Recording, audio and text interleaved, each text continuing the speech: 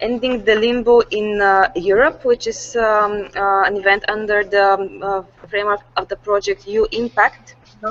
And for me, it's a pleasure to present our speakers from Belgium, Austria, Spain, and Albania. Here from Sofia, we give you the floor. First to Mrs. Claire de Milano from ICAS. Okay, so I'm going to start with a short presentation of our organization, of one of our big projects which deal with citizen rights and citizen mobility. Hope it works. Can you hear me? Yes. And then I will present you some concrete action to improve EU citizen rights in their day-to-day life.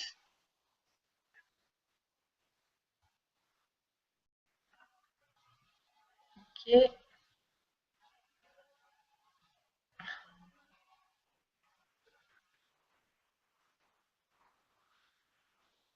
Can you still hear me? Okay. It's a bit difficult when you don't have any feedback. Okay.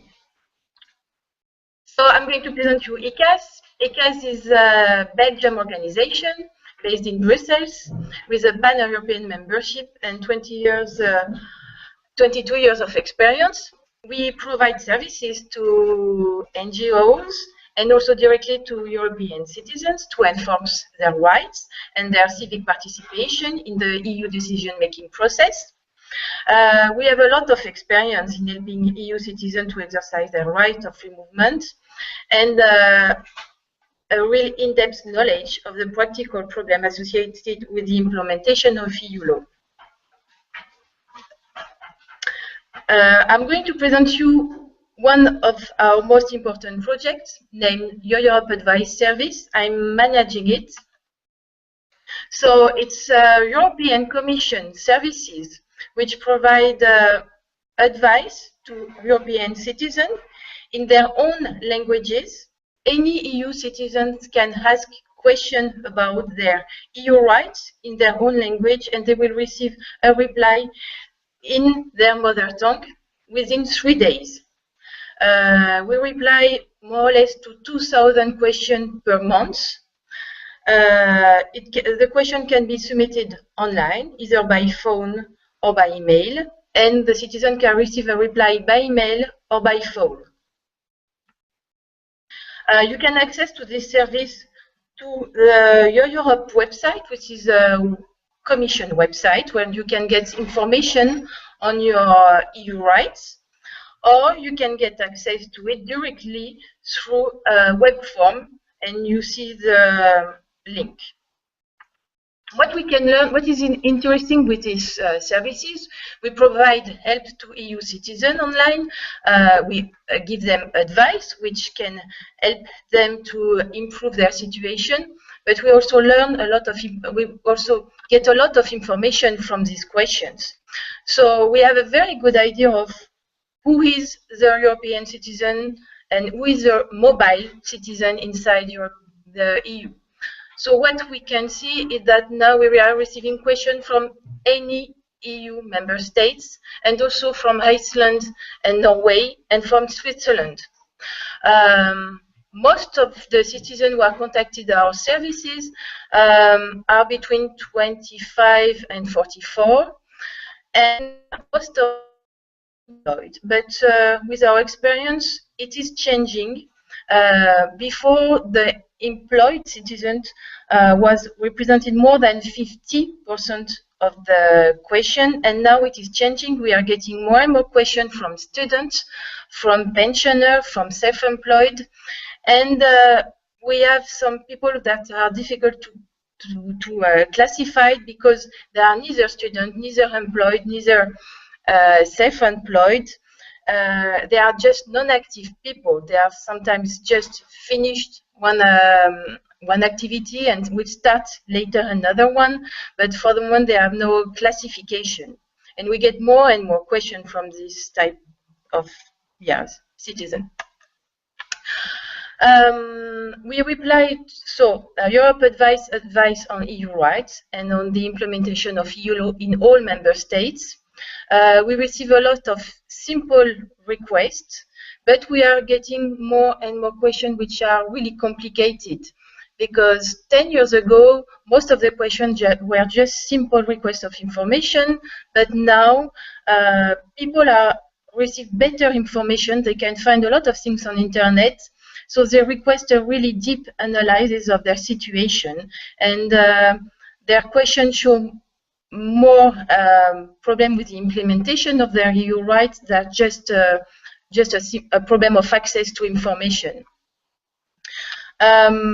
We reply to the service covers a wide range of topics, and the most important one is social security, then residence, entry procedure, and as you can see, we reply to really different type of question, registration of vehicles, taxes, consumer issue, etc., etc. But social security had always been the most important topic, and now residence right and entry procedure are getting more and more important. 2 years ago, the second topic was access to work, and recently it has changed, and now the second topic is residence right. Something which is very interesting is that 3/4 of our problem, the problem that the EU citizen send us, can be dealt with only 3 EU regulation, and no more than that. So I mean the regulation on social security, the one on residence rights, and recognition of qualification. 3/4 of the problem that we see show a problem with the implementation of these 3 regulations, and that's very useful because we can try to work on it to see where are the gaps, where are the problem. Is it just a problem of implementation with this text, or if it's more than that, or if it's just a problem of information? And it will depend from a country to another.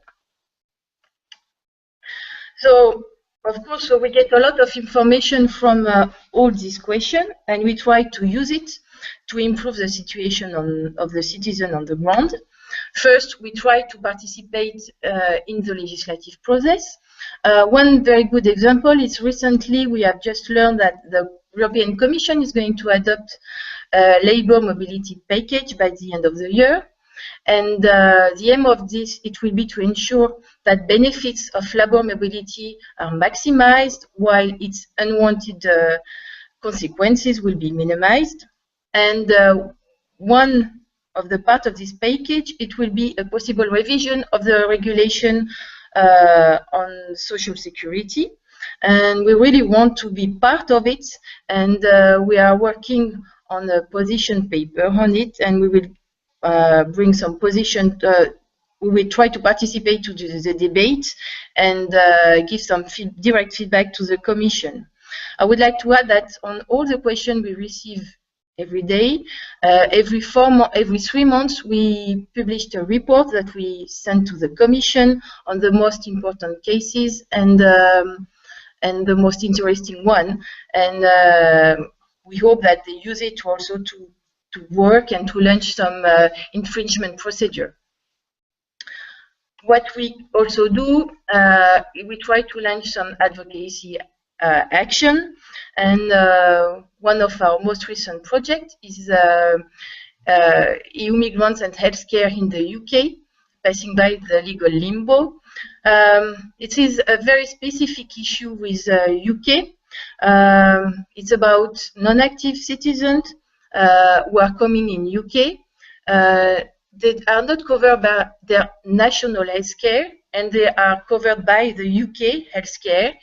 And the UK refuse systematically the residence right to any EU citizens who are not covered with their home country insurance, but by the UK one. So we try to put we try to address this problem. First by contacting the European authorities, the national one, and we are going to try to make some advocacy at the local, national, and EU level to see how we can redress this issue. So maybe you have some questions. I'm going to take and lead back to the. Can you hear me? I don't know if... Yeah, can you hear me? I can hear you. Did it work? Yes, thank you very much, Claire. I didn't unmute my microphone. Thank you very much for your input.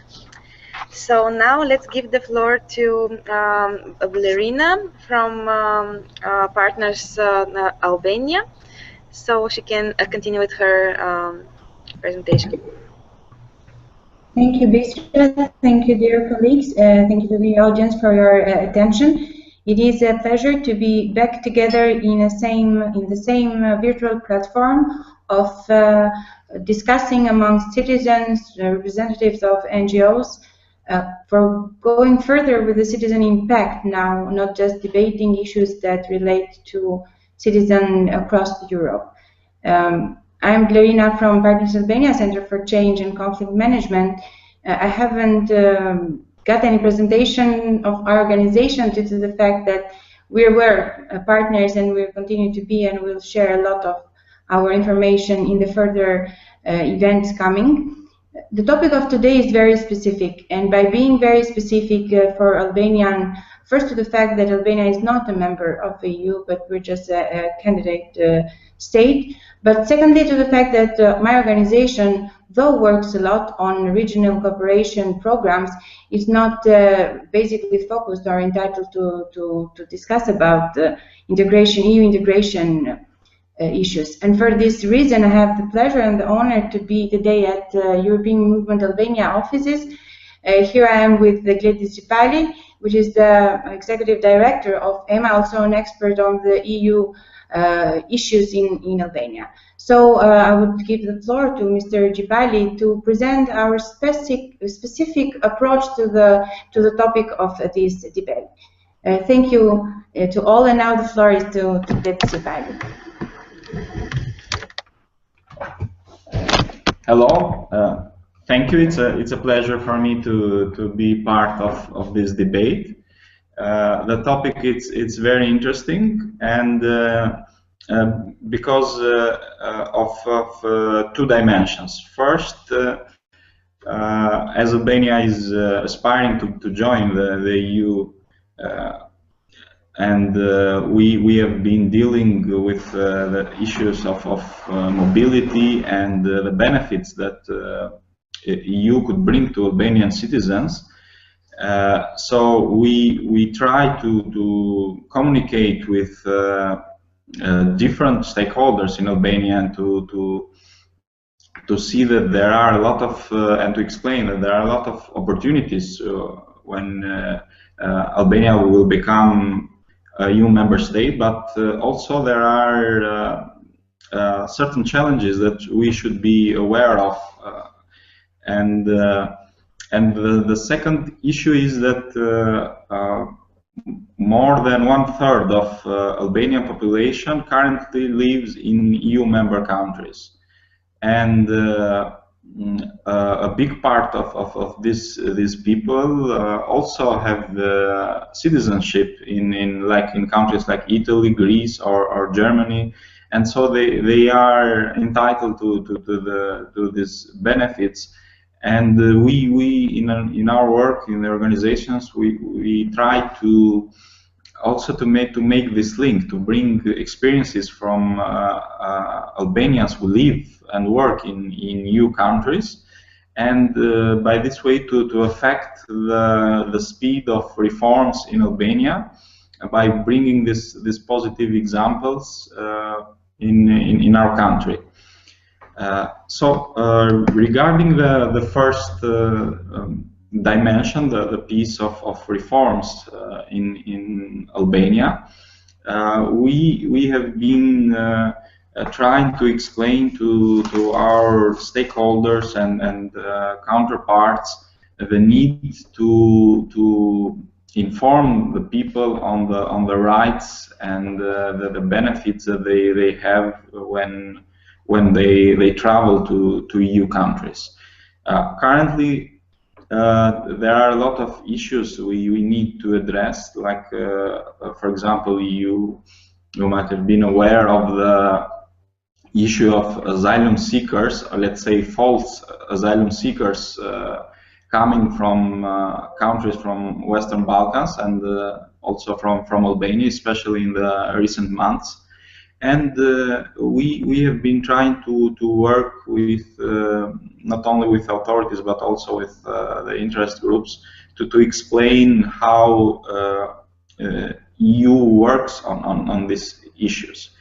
So when Albania got the visa-free regime since 2010, most of the people were not informed what does it really mean.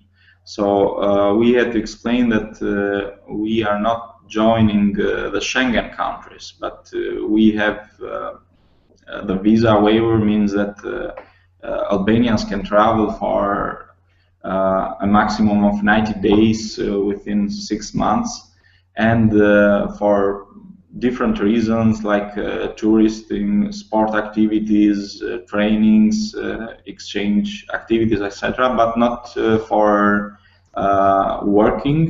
It doesn't mean that you can work in these countries, and also you cannot study for longer periods than 3 months.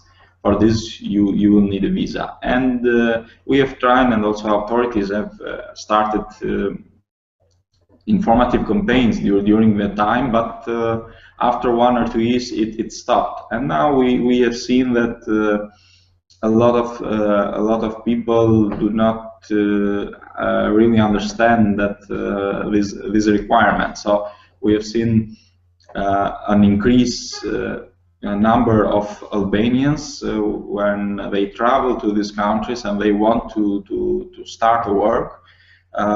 They have thought that applying for asylum is the shortest way to get a job, and we have been hearing discussions like asylum for economic reasons, which it doesn't exist, but for different layers of the public population in Albania.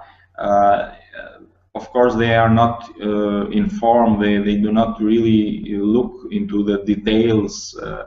The only reason that they care for is their economic situation and finding hardship in Albania.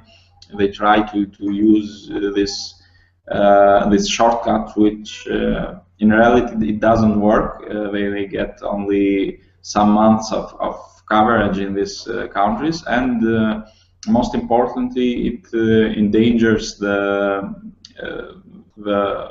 whole process for Albania, not only that of the visa liberalization, but also for the integration process. Because that means that we are making, or let's say, we are misusing this opportunity that the EU member state gave to Albania and to other countries of the Western Balkans. And the only way to overcome this problem is by informing the people, by keeping them engaged on the requirement of these processes. And if we can see that the damage that this issue causes to the image of Albania and to other countries in the Western Balkans, because it's spread in other countries like Macedonia or Serbia or even Bosnia, then we see that these weaknesses also delay our process of European integration.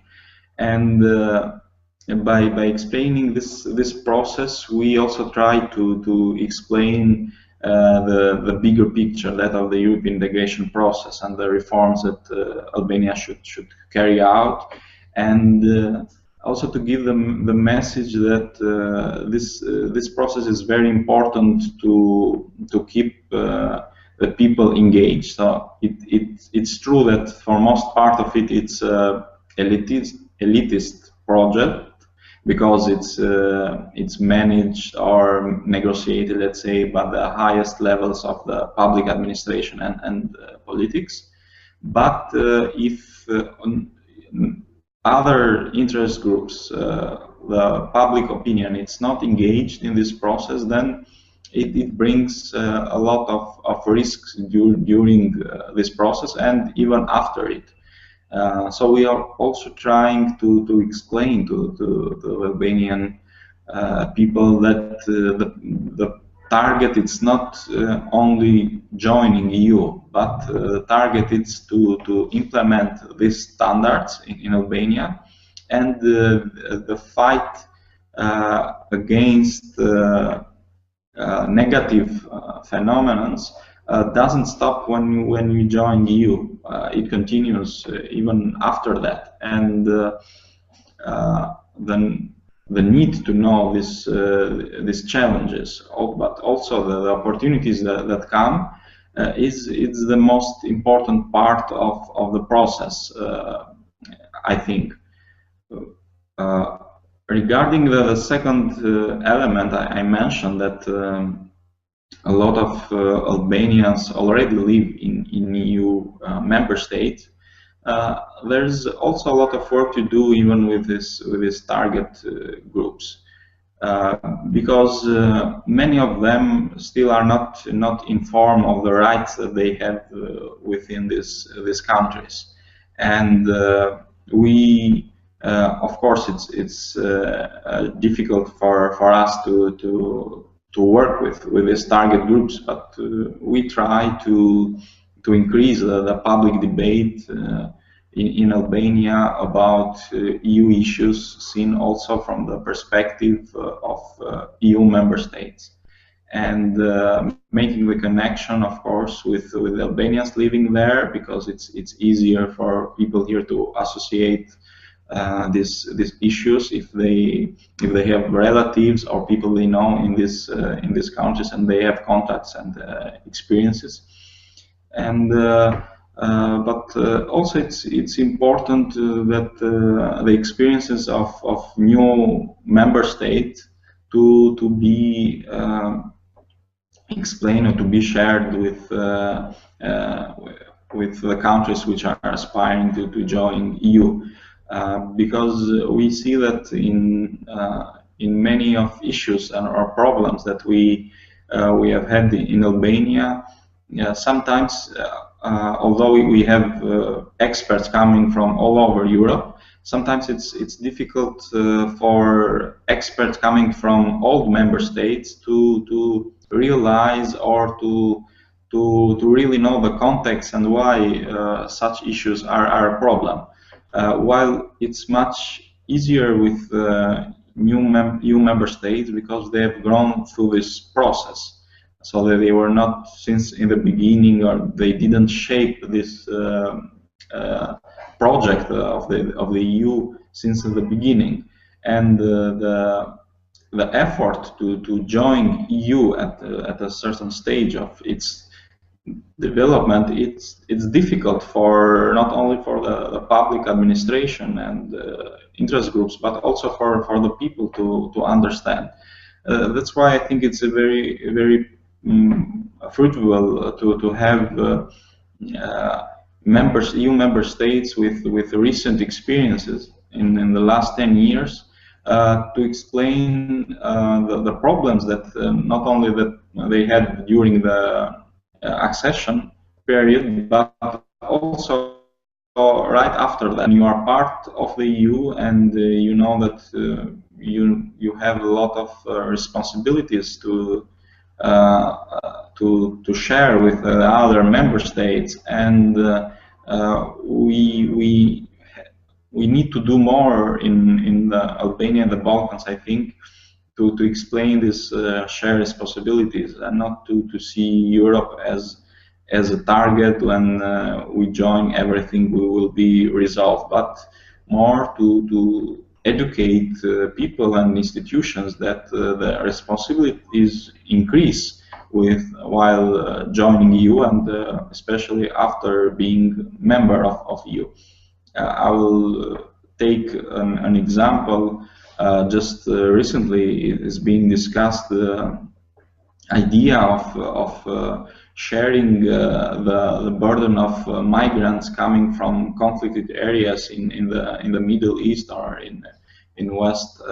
in North Africa, and we need to explain more to the people that solidarity and the responsibility are the pillars which have built EU, but these pillars should not be taken for granted. Currently there are a lot of discussions how to share this burden, and if some countries are not willing to share, so what are the next steps? So I think that the more we have these debates also carried out in Albania, in our countries, in the Western Balkans, the more people will be engaged, will be involved in seeking these challenges and opportunities, and taking part to resolve these issues, and to make them best use of the EU integration process, and of course EU after joining that.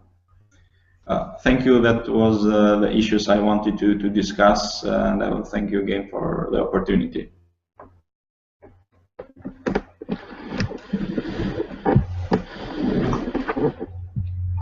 So, Bistra and colleagues, these were the issues that we wanted to share with you, and we hope this debate and conference will have the same impact that the first initiative had, and I'm sure about it due to the expertise and level of expert involved. And I want to go as a last remark to what we shared in the kickoff meeting in Sofia, that Europe is big in its geographic dimension, as it is diverse, and we need a local approach to be implemented to the newly member states, also to the inspiring member states. And we are open to the further sharing of information and experience on this regard. So thank you very much. Thank you too. Gladys and Blerina, thank you very much for sharing this Albanian perspective that we don't hear and debate very often, I think. So it was very valuable, and thank you very much for joining us. Now I would like to present you Aida from Spain, from a foundation Ciudadanía. And yesterday she made an interview with Mrs. Violet Atanasova from Bulgarian Association of Integration and Support. And we will play this video in Bulgarian just after the online part.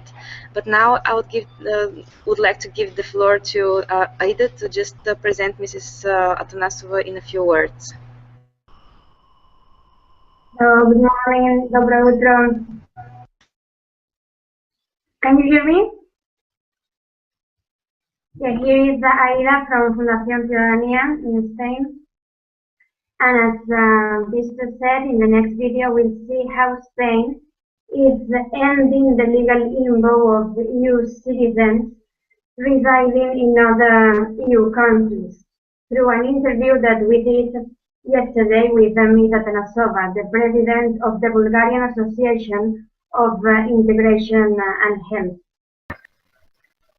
Good morning, it's Aida Barquero and Ms. Violeta Atanasova. Let me introduce U-Impact and Fundación Ciudadanía to those people who just joined us. Fundación Ciudadanía is one of the partners of U-Impact. U-Impact is part of Europe for Citizens. The aim of this program is to bring Europe closer to its citizens and to enable them to fully participate in the construction of the European citizenship. In U-Impact, we would like to achieve a citizens' involvement in EU policies. Today, in Sofia, Our panel Proinfo is debating on how to improve the implementation of the rights of EU citizens residing in other EU countries. I am talking to you from Gandia, in Valencia, Spain. Today in Gandia, there are 24 immigrant associations. One of them is Asociación Búlgara de Integración y Ayuda, Avia Danubio, something like the Bulgarian Association for Integration and Help. We'd like to talk about the immigrant associations as a means of political participation. For that, we count on the help of Violeta Atanasova, President of Asociación Búlgara de Integración y Ayuda, Avia Danubio. Good morning, Violeta. Thanks for having us in your association. Well, as you can see, we'll do this interview in English and in Bulgarian.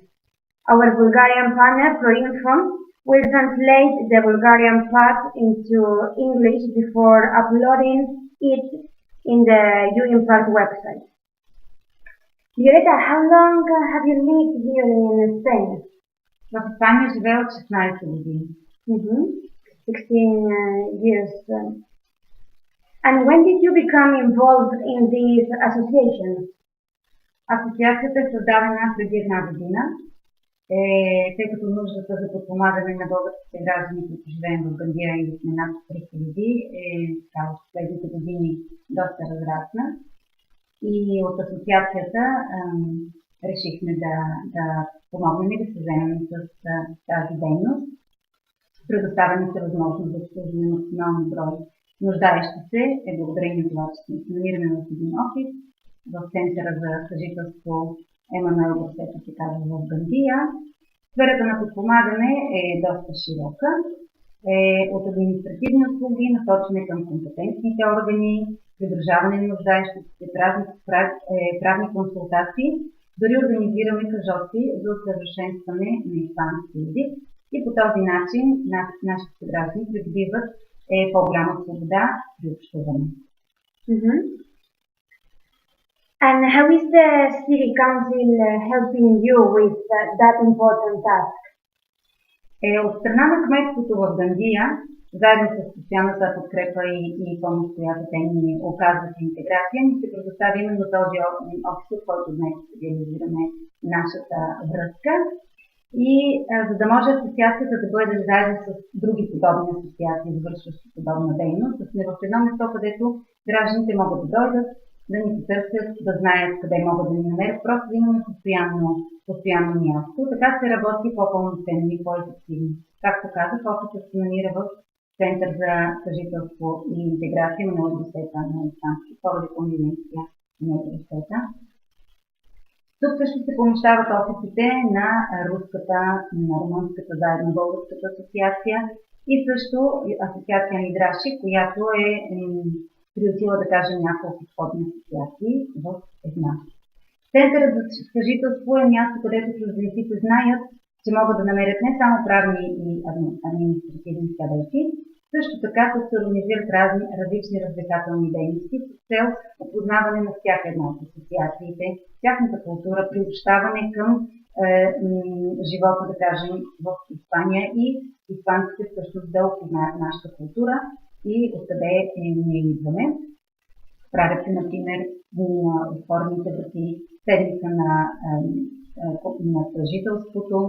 Също така, когато са празниците, местните празници на Гандия, на всички асоциации ни се предоставя площ, върху която ние можем да покажем дейността на асоциацията. Също така можем да изложим и покажем типични, в този случай български сок, всяка една асоциация и нашите обичаи, българското творчество, песните и танците, за което сме много благодарни и хората също така остават очаровани от нашите изяви. Ежегодно през април се провежда и една интернационална ферия, в която взимат участие всички асоциации, които са основани от чуждестранни граждани. Както казахме, както се подчертаем от 24 в Гандия. И участваме активно в дейностите, организирани в самия център, някои от които имат физически характер, развлекателен характер и също така в дейностите, които организират колегите от другите асоциации. Взаимодействие има между асоциациите, така се работи по-пълнително. And the last question, talking about political involvement, how did you participate in the local elections of last Sunday? Другият аспект, който също искам така да подчертая, който е много положителен и много ми помага, това е формата на приобщаване и зачитане на нашите права и в това место искам да включа представената ни възможност да участваме в изборите, както за местни, за кмети и общински съветници, което Гандийското кметство така любезно ни предоставя тази възможност. Всеки българските граждани, в този случай говоря и гражданите от Европейския съюз, заявят желание да гласуване и се предоставя тази възможност, така както беше на 24 май миналата неделя, гласувахме за кмети и общински съветници. Фактът, че в някои от избирателните листи имаме наши български граждани, които вземат участие в тези избирателни листи, също е един положителен момент, в който се усеща и се чувстваме много оценени и приобщени към обществото в Гандия. Не само участваме в местните избори, също така ни се предоставя възможност да организираме нашите избори. На 5 октомври организирахме избирателната секция в Гандия, нашата асоциация, при избирането на българския парламент, парламент. С голямо удоволствие го направихме, защото Гандийското кметство ни подсигури место, голяма помощ ни оказа, съдейства ни абсолютно всичко да премине благополучно и даваха ни големи улеснения, за което сърдечно ни благодарим и винаги от край време от години наред те ни подпомагат и съдействат за организиране на нашите избори. И това потвърждава впечатлението ми, колко положително сме оценени и сме приобщени към живота и ежедневието в Гандия.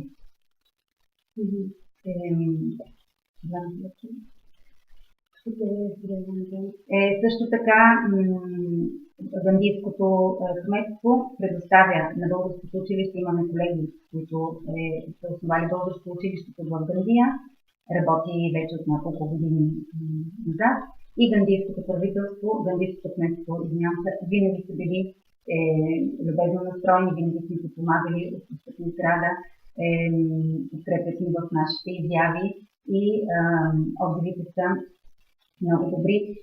С това искам да подчертая, че дават ни възможности и ни дават улеснения, за да можем да се почувстваме далече от дома си, но това да не ни повлияе на нашия живот, на нашето развитие.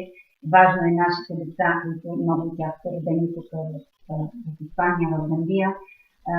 Някои от тях дори не са се ходили до България, но е много важно те да поддържат, да знаят откъде идват, да знаят нашата история, да знаят български език, да се научат да четат и да пишат на български.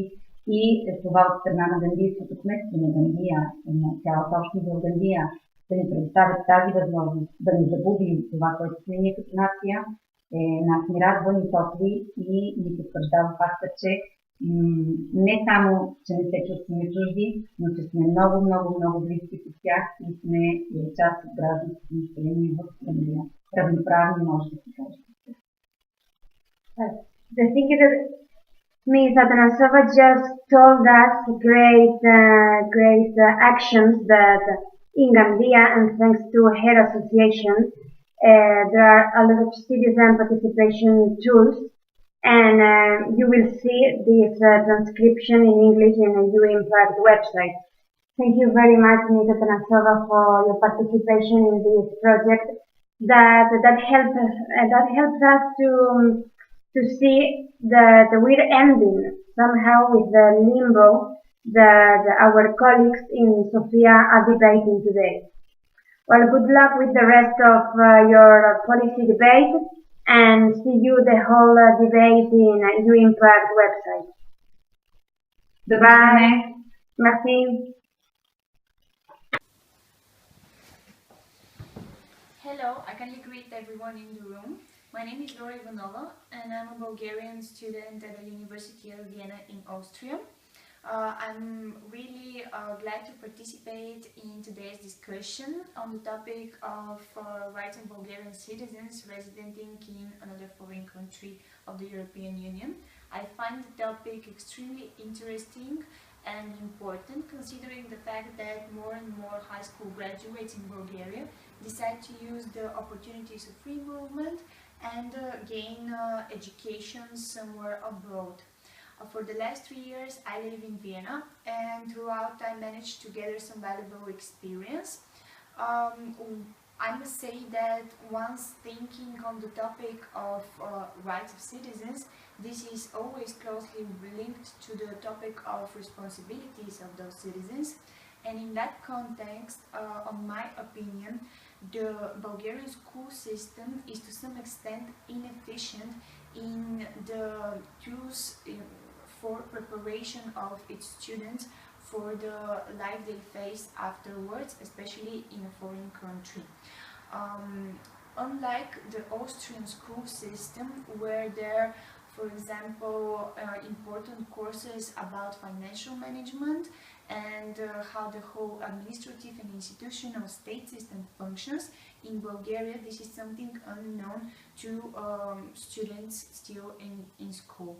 And therefore, afterwards, it's quite complex to understand how the whole financial structure is organized, and in relation of tax management and financial management, many people, especially from Bulgaria who come here, experience quite large difficulties. Another conflict occurs when thinking of this European health card that each student in Bulgaria is able to acquire, and that is supposed to cover all of your health taxes and health payments, because you're a student abroad and the state is responsible for paying those health payments. In reality, the things function a bit differently, because this card is only valid once a highly emergency case occurs and you need really necessary medical help. For example, when a student wants to do his annual medical checks, which is absolutely normal, to have some medical exam or to receive a medical advice, he is supposed to pay 50 euros or even more in some cases. And this is completely different to the case of Austrians themselves, who get full coverage of their health payments by the state. I think that every European country is due to cover those payments for students, because this is closely related to high financial costs, which are completely just not being able to be covered by the students themselves. There are also some other conflict lines that appear, and here I have my friend Stoyan, who will share his own experience. Hello, my name is Stoyan Neykov, and I'm also a Bulgarian student in Austria. I'm studying in the University of Technologies in Vienna, architecture, and I have also recently experienced myself some violation of my rights or my student rights. I'm not quite sure how should I refer them.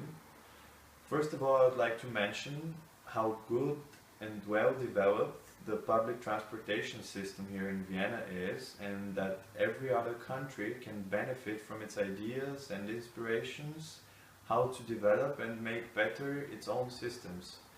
But it has also its disadvantages.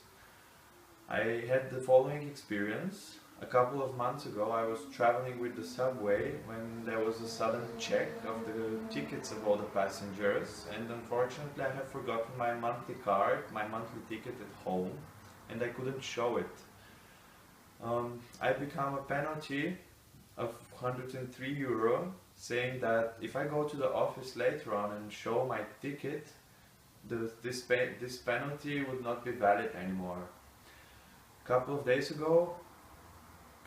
after this case, I went to the office of Wiener Linien, and I had my ticket with me, and I talked with the woman there at the reception, and she told me that this cannot be true because my monthly ticket has no owner, and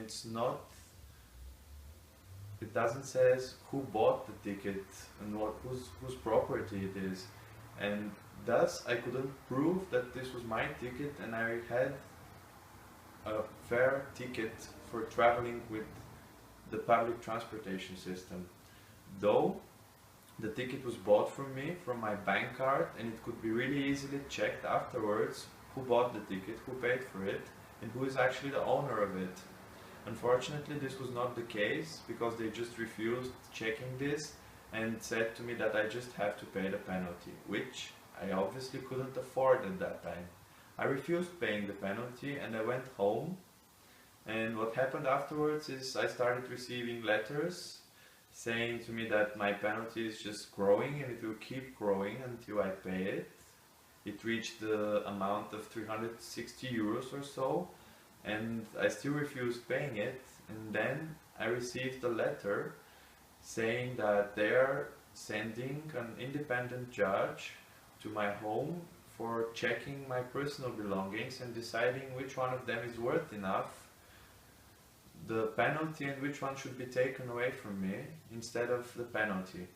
And I find this really inexplicable and inappropriate, and also violating my rights, because, for example, what would it be if they take my personal computer where I have all my personal notes, all my personal data, photos, projects for university and other stuff.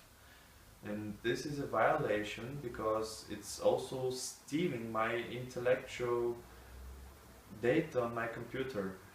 And I really find it inappropriate that they don't have a politics of this company giving the ability to students, or not only students, people in general, the ability of paying the penalty in small portions for a longer time based on their financial state, as my friend mentioned, because there are people that have really difficulties managing their own financial situation, and they also don't have such big incomes and cannot afford just paying such a big amount of penalty. And if this was provided for people, letting them pay the penalty in small portions for a longer period of time, I would say that this would be really, really comprehensible and appropriate for everyone. Though this was not the case, I'm still waiting for the judge to come and decide which of my personal belongings is worth enough. Yes, so this is actually quite problematic, and yes, those are our personal experiences. And we're very glad to participate and to have participated in today's discussion. Thank you. Thank you.